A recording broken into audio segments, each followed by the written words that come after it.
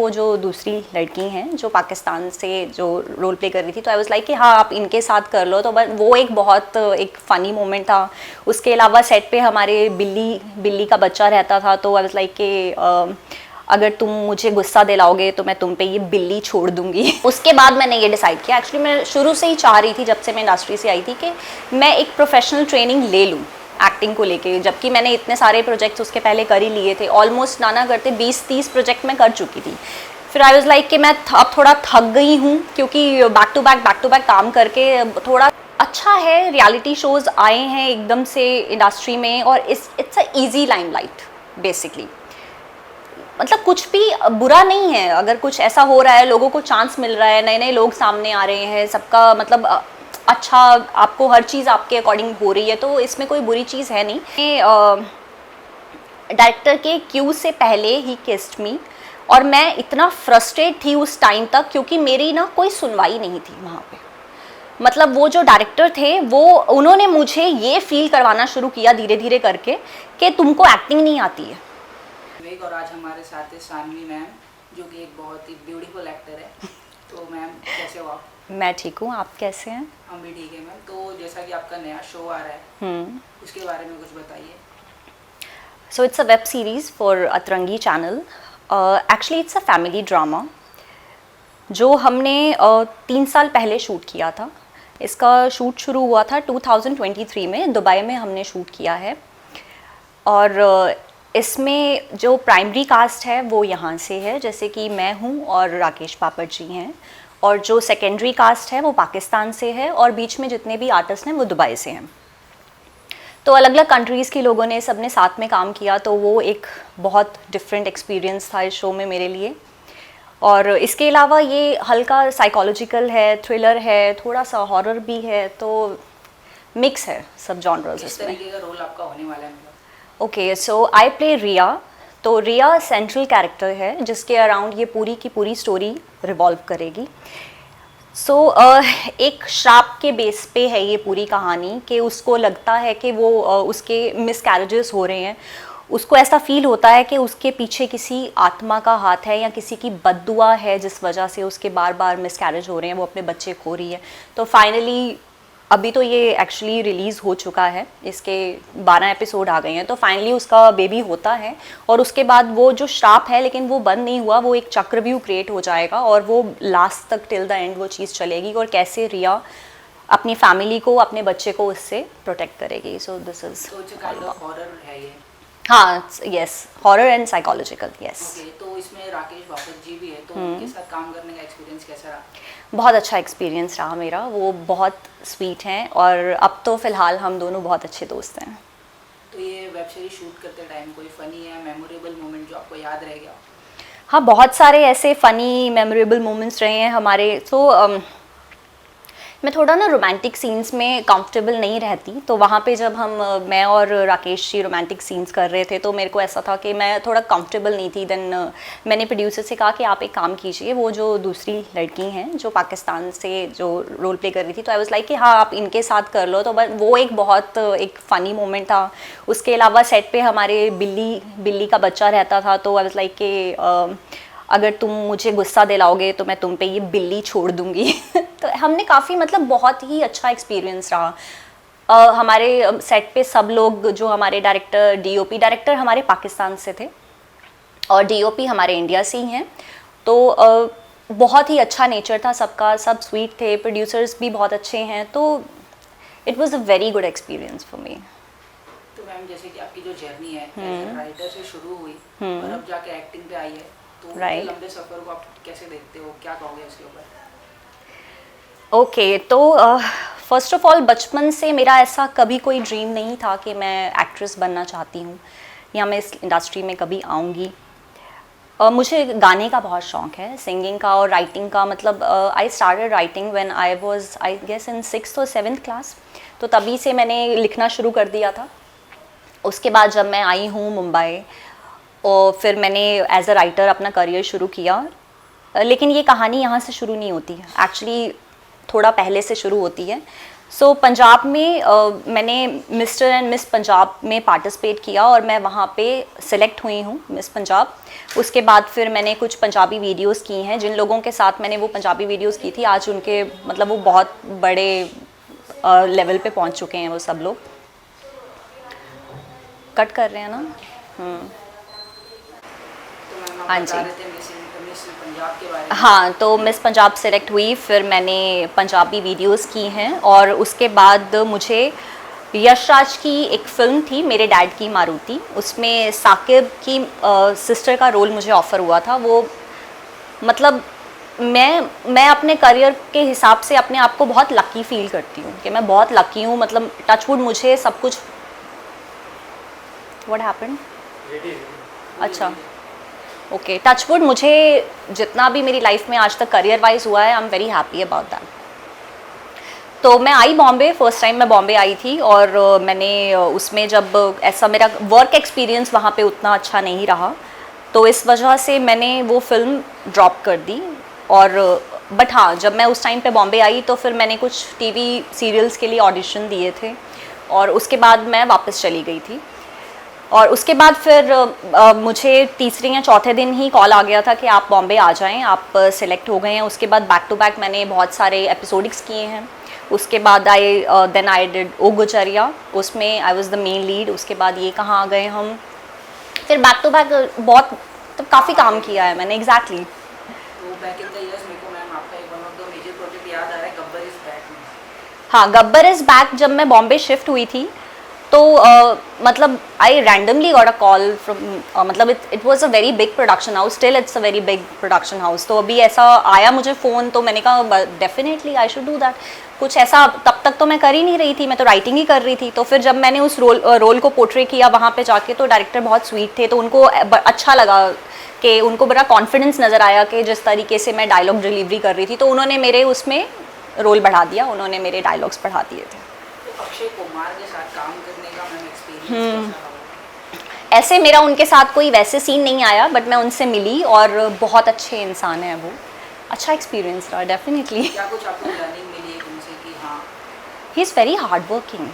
मतलब सुबह टाइम से उठना, टाइम पे सोना, मतलब हर चीज़ को लेके वो इतने पंक्चुअल हैं तो उनसे नहीं सीखेगा इंसान तो किससे सीखेगा। वो जो बात होती है इंडस्ट्री में उनके बारे में कि वो जल्दी सोते हैं, शाम के बाद खाते नहीं हैं, तो वो एकदम सच है? हाँ, मेरे अकॉर्डिंग तो सच ही है क्योंकि मैंने भी यही सब सुना है। तो मैम जैसे कि मैं याद है मुझे कि आप सावधान इंडिया इसमें भी काम करते हैं, तो कैसा एक्सपीरियंस था? एपिसोडिक्स का एक्सपीरियंस मेरा बहुत अच्छा रहा। एपिसोडिक्स करने में मज़ा आता है क्योंकि जब आप एक टीवी शो में बनते हो तो आपको पता नहीं होता कि आप 1 साल काम कर रहे हो, 2 साल कर रहे हो, 3 साल कर रहे हो। एपिसोडिक्स के साथ कैसा है कि sometimes you work for 3 days, 4 days, 5 days, 7 days, 8 days, so max is 8 to 10 days। तो इट्स अ डिफरेंट एक्सपीरियंस। आप अलग अलग लोगों से मिल रहे हो, आप अलग अलग लोगों के साथ काम कर रहे हो, सबका अपना अपना जर्नी चल रहा है। तो मतलब ये एक डिफरेंट एक्सपीरियंस है और इसमें ज़्यादा मज़ा आता है, आप एक्सप्लोर ज़्यादा कर पाते हो एज एन एक्टर। तो मैम जैसा कि मैंने सुना है कि आप न्यूयॉर्क से ट्रेन होके आए हो, न्यूयॉर्क में आपने ट्रेनिंग ली अपनी LA, उसके बारे में लॉस बताओ। एंजलिस। सो 2019 में लास्ट जब मैंने शो किया है, लास्ट चंद्रनंदिनी था, उसके बाद मैंने फर्स्ट टाइम प्ले किया सुफियाना प्यार मेरा। उसमें मैंने नेगेटिव प्ले किया था for the very first time. और उसके बाद मैंने ये डिसाइड किया, एक्चुअली मैं शुरू से ही चाह रही थी जब से मैं इंडस्ट्री से आई थी कि मैं एक प्रोफेशनल ट्रेनिंग ले लूँ एक्टिंग को लेके, जबकि मैंने इतने सारे प्रोजेक्ट्स उसके पहले कर ही लिए थे। ऑलमोस्ट नाना करते 20-30 प्रोजेक्ट मैं कर चुकी थी।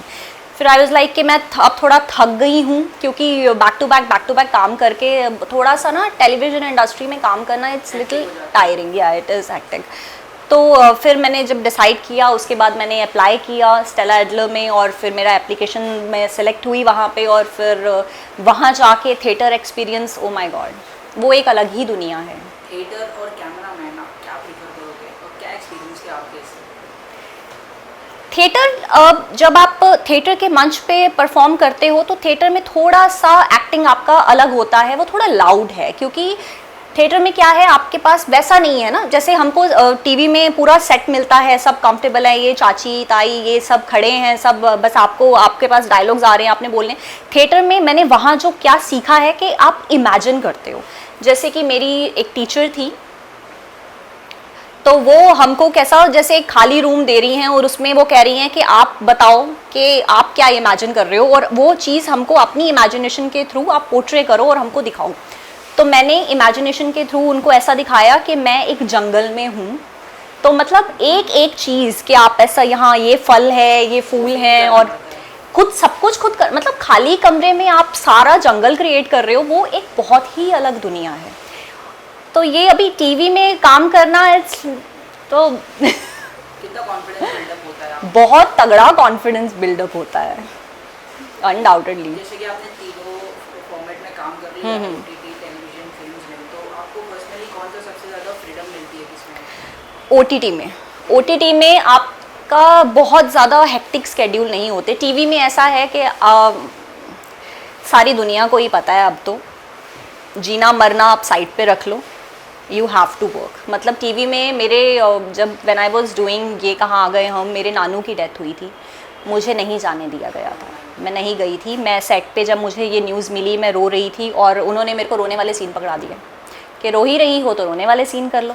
उसके बाद फिर एक 3-4 दिन के बाद जब चौथा था, तो मैं सुबह जाके फटाफट शाम को वापस आई थी। इवन कि मेरे भाई की जब शादी हुई, मेरा एक ही भाई है, उसकी शादी पे मैं सुबह जाके शाम को वापस आई हूँ। और बुखार हुआ मुझे, नहीं, यू हैव टू वर्क, क्योंकि कहीं ना कहीं वो लोग भी मजबूर हैं, इतना बैंक क्रिएट करते हैं, बट फिर जब कटती हैं चीज़ें तो आप कुछ कर ही नहीं सकते। आप आज शूट कर रहे हो, कल टेलीकास्ट है, तो इसमें किसी की कोई गलती नहीं है। It is the process, it is what it is. Dark reality है वहाँ पे। बट हाँ, टीवी में काम करके आप क्या सीखते हो, मैंने क्या सीखा है, टीवी आपके अंदर ना पेशेंस लेके आता है, टीवी आपके अंदर डिसिप्लिन लेकर आता है। मतलब डेडिकेशन अगर आप में नहीं है, डिसिप्लिन आप में नहीं है, आप मतलब मैं इतने टाइम से काम कर रही हूँ, लेकिन मैं आज जब देखती हूँ कि आज लोग ना मतलब प्रोफेशनलिज्म नहीं दिखता मुझे आज मोस्टली। लेट आना, या फिर टाइम से ना पहुँचना, या फिर कल शूट है तो आज कैंसिल हो गया। मतलब लोगों ने ना इस चीज़ को ना पता नहीं शायद खेल बना लिया है या उतना सीरियस नहीं ले रहे। बट मेरे अकॉर्डिंग अगर आप में डेडिकेशन नहीं है तो आप नई इंडस्ट्री में काम कर सकते हैं। ओटीटीज के बारे में आप कुछ बता रही थी, कितना एक्सप्लोर मिलता है आप जैसे एक्टर्स को? ओटीटी पे सबसे अच्छी बात ये होती है कि आपको सोचने के लिए बहुत टाइम मिलता है। उसके बाद आपका उतना मतलब इतना वर्किंग आवर्स नहीं है, पहली बात ओटीटी में। और आर्टिस्ट को पूरी फ्रीडम है। टीवी में हम ऐसा है कि इतने दिन, एक दिन में इतने सीन करने हैं तो आपको करने ही करने हैं। OTT it's not like that. OTT में ऐसा है कि पूरे दिन में आप 2-3 सीन भी कर रहे हो, that's enough, but you have to do everything correctly. It's like that. Films के बारे में आपका क्या कहना है? जो फिल्म्स आजकल बन के आ रही है उसके बारे में क्या कहोगे? फिल्म्स जब कोई इंसान इतने पैसे डाल के कोई प्रोजेक्ट रेडी कर रहा है, उसमें सब लोगों की बहुत ज़्यादा मेहनत होती है। बिना मेहनत के तो आप लाइफ में कुछ भी नहीं कर सकते। अब वो चलेगी कि नहीं चलेगी, ये it's all depends on luck. Even हमारा करियर, हर चीज़ दुनिया में मुझे लगता है कि लक के ऊपर ही डिपेंड है। तो कर रहे हैं सब लोग मेहनत यार। अभी कुछ कई बार अच्छे रिजल्ट आते हैं, कई बार नहीं आते, बट ऐसा तो नहीं है ना कि उन्होंने मेहनत नहीं की। Everybody is doing. आपका कोई तो मैम इंडस्ट्री में जैसे कि आप देख रहे हो फिल्म्स, तो आपको कौन सा रोल आपको करना है? कोई आपका बायोपिक करना आप चाहते हो? किस तरह के रोल्स और एक्सप्लोर करना चाहते हो? ओके, सो एक फ़िल्म है फ्रैंकी एंड एलिस। ये साइकोलॉजिकल थ्रिलर फिल्म है और इसमें हैले बेरी ने काम किया है, और it based on the split personalities. So that kind of role I want to play in my life. That's my dream role. Split personalities, लेकिन एक इंसान में 4-5 अलग अलग लोग। बहुत ही टफ कैरेक्टर। डेफिनेटली ये इससे बड़ा चैलेंज नहीं कोई हो सकता। एक ही पर्सन को मल्टीपल कैरेक्टर्स प्ले करने पड़ेंगे। Right. Such a difficult task. 100%। और जैसे कि वो क्या कहते हैं, रियलिटी शोज का दौर चल रहा है, उसके ऊपर आप क्या कहोगे? जैसे कि अलायंस हो रहा है एक जगह और लॉकअप भी चल रहा है, तो किसको आप फॉलो कर रहे हो? टू बी वेरी ऑनेस्ट, मैं फॉलो तो किसी को नहीं कर रही हूँ, लेकिन आई पर्सनली लाइक खतरों के खिलाड़ी। मैं थोड़ा एडवेंचरस हूँ अपनी लाइफ में, तो अच्छा है रियलिटी शोज़ आए हैं एकदम से इंडस्ट्री में, और it's a easy limelight basically. मतलब कुछ भी बुरा नहीं है अगर कुछ ऐसा हो रहा है, लोगों को चांस मिल रहा है, नए नए लोग सामने आ रहे हैं, सबका मतलब अच्छा, आपको हर चीज़ आपके अकॉर्डिंग हो रही है, तो इसमें कोई बुरी चीज़ है नहीं।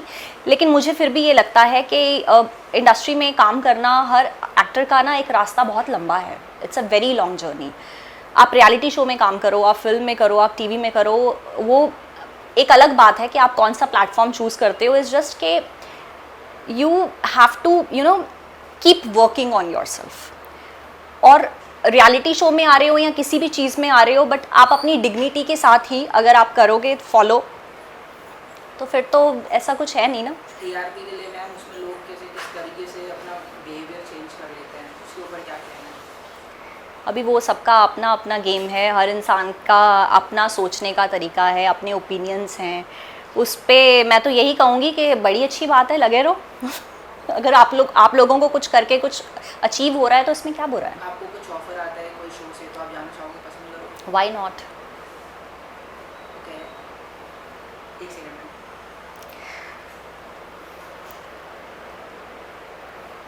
और कौन से जॉनर्स में आप एक्सप्लोर करना चाहोगे मैम? जॉनर्स ओके, कॉमेडी हो गया, साइकोलॉजिकल थ्रिलर अभी मैंने इसमें किया है। हाँ, बस आई थिंक ये स्प्लिट पर्सनालिटी वाला रह गया है, बाकी तो I think I have done everything. Social media के बारे में आपका क्या कहना है? आपके फैंस वहाँ पे बहुत प्यार देते हैं, आपको सपोर्ट करते हैं, हम भी आपको देखते हैं, आप बहुत एक्टिव रहते हो उसमें। हाँ, मैं नहीं, पर बहुत ज़्यादा एक्टिव नहीं रहती हूँ मैं। हाँ, बट अब फ़िलहाल मैं थोड़ा सा एक्टिव हुई हूँ। एक्चुअली मैं एक इस तरह की इंसान हूँ कि अगर मैं किसी चीज़ पे फोकस कर रही हूँ, whether it's a personal life और प्रोफेशनल लाइफ, तो मैं एक टाइम पे एक ही चीज़ पे फोकस करती हूँ। तो बीच में मैंने अपनी पर्सनल लाइफ पे बहुत ज़्यादा फोकस करना शुरू किया था, तो जब मैं ऐसा कर रही होती हूँ तो मैं सोशल मीडिया पे नहीं होती, मैं थोड़ा सा मतलब ऑन ऑफ चलता है मेरा। But now I am back again. और डेफिनेटली सोशल मीडिया पे इतने सालों से मतलब मेरे फॉलोअर्स मेरे साथ जुड़े हुए हैं, वेदर आई एम वर्किंग और not, but they are still there for me, they praise me, they support me, and that's the biggest thing for any actor. Social media पे मैम हमने देखा है कि जैसे कि आप जिम को बहुत प्रमोट करती हूँ बिल्कुल। आप तो क्यों एक पर्सन को अपने लाइफ में जिम को लाना चाहिए और उसको अडॉप्ट करना चाहिए, डेली हैबिट्स में लाना चाहिए? हाँ, बिकॉज वर्कआउट करना क्यों लाइफ में इम्पॉर्टेंट है कि आप अपनी हेल्थ के बारे में अगर आप सोचते हो तो हेल्थ कॉन्शियस होना कोई बुरी बात तो नहीं है। आजकल इतने ज़्यादा जो भी बीमारियां हो जाती हैं, कुछ भी हो जाता है, तो अगर आप रोज़ थोड़ा सा वर्कआउट, ऐसा नहीं है कि आपको जिम में ही जाना है, अगर आप 10-15 मिनट टाइम निकाल के अगर आप वॉक भी कर रहे हो, जैसे हमको रोज़ ऐसे जिम जाने का टाइम नहीं मिलता, तो उसकी जगह आप वॉक कर सकते हो। तो मतलब 5-10 मिनट का भी कुछ अगर आप अपनी लाइफ में रोज़ ऐड कर रहे हो तो you are actually doing everything for yourself. ये आपको अभी नहीं पता चलेगा, लेकिन बाद में ज़रूर इसके रिजल्ट मिलेंगे। एक मेरे को आपकी मैम कंट्रोवर्सी याद आ रही है करण कुंद्रा के साथ, जो जिसमें स्लैप हुआ था। हाँ, राइट।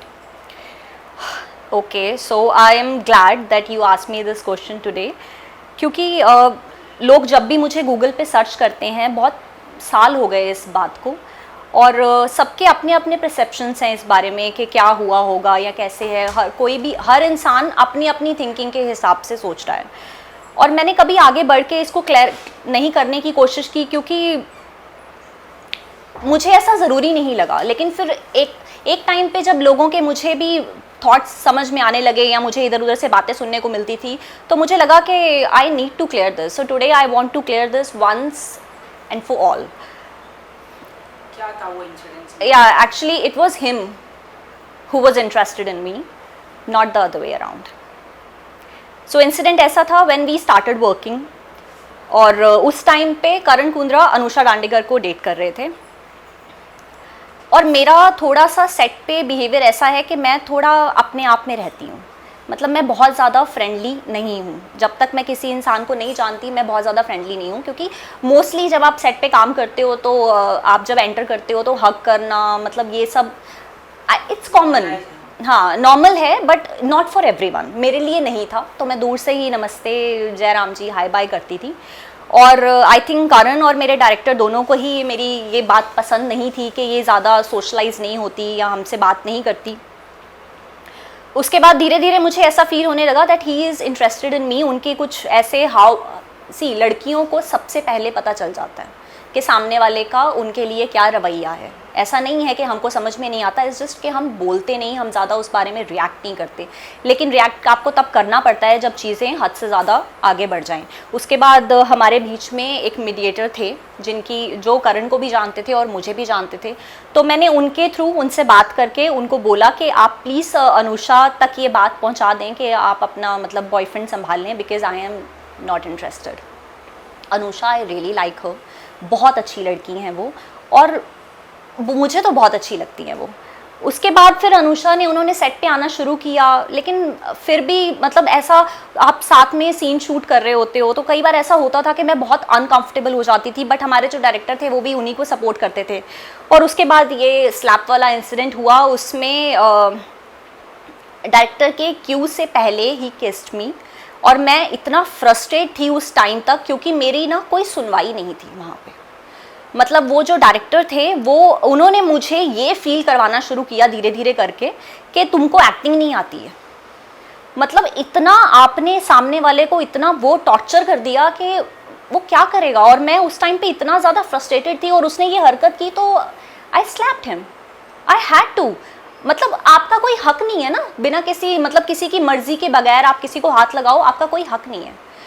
उसके बाद उस टाइम पे तो उन्होंने कोई रिएक्ट नहीं किया, वो चले गए। उसके बाद 5-10 मिनट के बाद वो वापस आए और उन्होंने मुझे थप्पड़ मारा, और बहुत ज़ोर से थप्पड़ मारा। मैं लड़की हूँ, मेरा थप्पड़ इतना वो नहीं, मतलब उतना हैवी नहीं लगेगा आपको। एक लड़का जब थप्पड़ मारता है तो पता मतलब मैं ज़मीन पे गिरी जब मुझे थप्पड़ लगा, और वहाँ पे मुझे सपोर्ट करने वाला एक भी इंसान नहीं था। उसके बाद he abused me, he abused my family.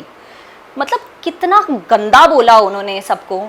उसके बाद फिर वहाँ से किसी ने मुझे सपोर्ट नहीं किया और मैं वहाँ सेट छोड़ के चली गई थी। उसके बाद मैंने ऐसा सोच लिया था कि मैं ये शो नहीं करूँगी। मुझे कोई फ़र्क नहीं पड़ता कि मेरे करियर के साथ क्या होगा क्या नहीं होगा। ऑफ कोर्स वो एकता मैम का शो था, I respect her a lot, लेकिन मेरे लिए मेरी सेल्फ़ रिस्पेक्ट के ऊपर कुछ नहीं है, और वो हर इंसान के लिए कुछ नहीं होता उसकी सेल्फ़ रिस्पेक्ट के ऊपर। देन एकता मैम कॉल्ड मी, करण के बिहाफ पे उन्होंने मुझे सॉरी बोला। उसके बाद उन्होंने मुझे अपने ऑफिस में बुलाया, मुझसे बात की। उसके बाद जब हमारी बात हुई तो इट इज़ लाइक कि भाई मैं शो तो बंद नहीं कर सकती, बहुत पैसा लगा होता है प्रोड्यूसर का, I do understand this thing, is just कि मैं फिर जो चाहती थी, मेरी टर्म्स क्या थी उस पर एकता मैम ने वो टर्म्स मानी। मतलब उन्होंने सामने से ही मुझे इतना सपोर्टिव बिहेवियर दिया कि भाई आप बताओ क्या करना है, I am ready to do that, but show नहीं, शो तो आपको करना, शो मस्ट गो ऑन, यही हमारी इंडस्ट्री है। तो वो डायरेक्टर को निकाल दिया गया। उसके बाद कोई और डायरेक्टर आए, और उसके बाद भी एक बार फिर से एक ऐसा इंसिडेंट हुआ। हमारा शावर में सीन चल रहा था, मतलब शूट के दौरान, और मैं बहुत अनकंफर्टेबल हो गई। I felt something and I was very uncomfortable at that time. But the thing is कि वो डायरेक्टर कट ही नहीं बोलने को रेडी। पता है, मैं बताऊँ आपको, जब आप इंडस्ट्री में किसी बड़े एक्टर के साथ काम करते हो ना, तो मोस्टली फेवरिज्म बहुत ज़्यादा होता है। अभी डायरेक्टर है तो डायरेक्टर, मेरा तो पहला शो है ना, मतलब दूसरा शो था as a main lead, but Ekta ma'am के साथ तो मैं फर्स्ट टाइम काम कर रही थी, और करण ने पहले काफ़ी काम कर रखा था। तो जो भी डायरेक्टर आते थे, कुछ भी होते थे, तो नेचुरल सी बात है कि उनकी तरफ झुकाव ज़्यादा होगा। तो वो एक इंसिडेंट हुआ, तो उसके बाद उन डायरेक्टर्स को भी उनको भी रिप्लेस किया गया। तो ऐसे तैसे करके वो 1 साल निकला, जैसे भी निकला। उसके बाद करण ने खैर मुझे सबके सामने सॉरी बोला था इस बात के लिए, लेकिन आप भूल नहीं सकते, आप नहीं भूल सकते। ये इंसिडेंट्स के बाद मैम क्या कुछ आपका नज़रिया बदला इंडस्ट्री को लेके? देखो, हर इंसान बुरा नहीं होता, तो एक इंसान की गलती के बिहाफ पे मैं दुनिया के सारे लड़कों को बुरा समझ लूँ या फिर ऐसा नहीं होता ना। तो इंडस्ट्री तो है, the show must go on. Industry इसी तरह की है, ये आपके ऊपर है कि आप लोगों को कैसे हैंडल करते हो। मेरा इसके बाद टचवुड कभी कोई बुरा एक्सपीरियंस नहीं रहा, कभी नहीं रहा। This was the only. Ma'am, आप अगर एडवाइस देना चाहोगे कि वो कोई डिफिकल्टी फेस कर रही हो, तो उसमें आप क्या कहोगे? मैं यही कहूँगी कि स्पीक अप। कोई भी प्रॉब्लम अगर आपके दिल में है तो उसको सामने लेकर आओ, क्योंकि जब तक आप मुद्दा नहीं उठाओगे, जब तक आप जो दिल में है वो नहीं बोलोगे, तब तक लोगों को कैसे पता चलेगा। अभी मैं भी तो इतने सालों से चुपी बैठी हुई थी, लेकिन फिर मुझे भी समझ में आ रहा था कि कोई ये सोच रहा है, कोई वो सोच रहा है। उन्होंने, करण ने अपने बिहाफ पे अलग से कोट दिया। मैंने उनकी तरफ से ये सुना कि मैं उनमें इंटरेस्टेड हूँ। उसके बाद मैंने ये चीज़ उनके साथ क्लैरिफाई की। मैंने कहा आपको पता है ना क्या हुआ है, आपने मेरे बारे में ऐसा कोट कैसे दिया? नहीं, was like he denied, he is like कि नहीं मैंने ऐसा नहीं, हाँ, तो ही इज़ लाइक कि मैंने ऐसा नहीं किया। उसके बाद फिर 1-2 साल के बाद कोइंसिडेंटली हम एक कैफ़े में भी मिले। मैं वहाँ पे एक वर्क मीटिंग के लिए थी और he was also there for work meeting, and then we hi hello है। बट वही है कि ऐसी मेरी कोई उनसे बातचीत है नहीं, ना मैं इस इंसिडेंट को कभी भूल सकती हूँ। इट्स जस्ट कि अगर आप कभी लाइफ में उनसे कोई क्वेश्चन करो तो मैं बस ये चाहती हूँ कि अब वो सच बोलें, क्योंकि सच यही है। क्योंकि एक लड़की की इज्जत पे आप उंगली उठा रहे हो, इससे ज़्यादा बुरा आप लाइफ में कुछ नहीं कर सकते। यू ऑल्सो हैव पेरेंट्स, आपके भी मॉम हैं, घर में बहन है, तो आप ऐसे किसी को नहीं पिन पॉइंट कर सकते जब सामने वाले की कोई गलती ही नहीं है। तो मैम आप मानते हो कि इंडस्ट्री में एक्टर्स के रिस्पेक्ट और डिग्निटी को लेके पॉजिटिव चेंज हुए हैं? हाँ, मैं मानती हूँ। आजकल सबसे अच्छा, सबसे खूबसूरत जो चीज़ चेंज हुई है ना आजकल के माहौल में, वो ये है कि अब हर इंसान बोलने लगा है।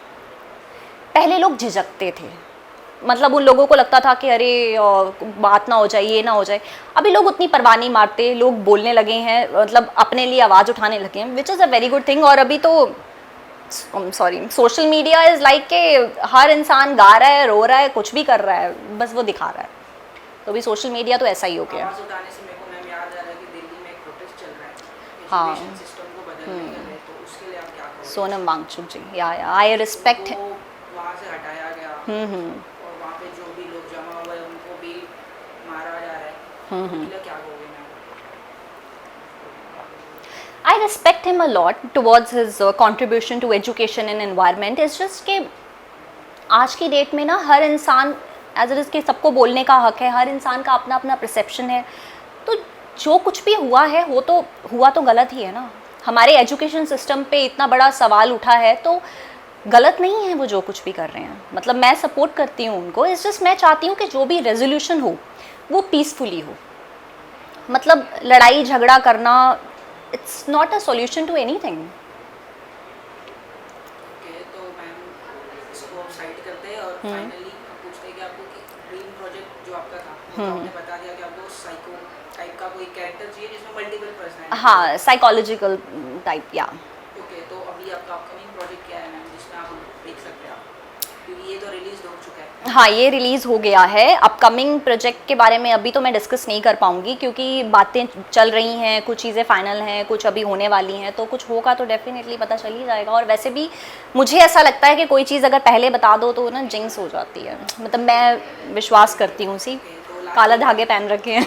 लास्टली अपने फैंस के लिए क्या कहोगे जो आपको इतना सपोर्ट देते हैं हर जगह? मैं अपने फैंस के लिए यही कहूँगी कि thank you so much for supporting me. और आपने शुरू से लेके आज तक मुझे सपोर्ट किया है, एंड आई एम श्योर कि आप लोग मुझे आगे भी सपोर्ट करेंगे। And I love you all.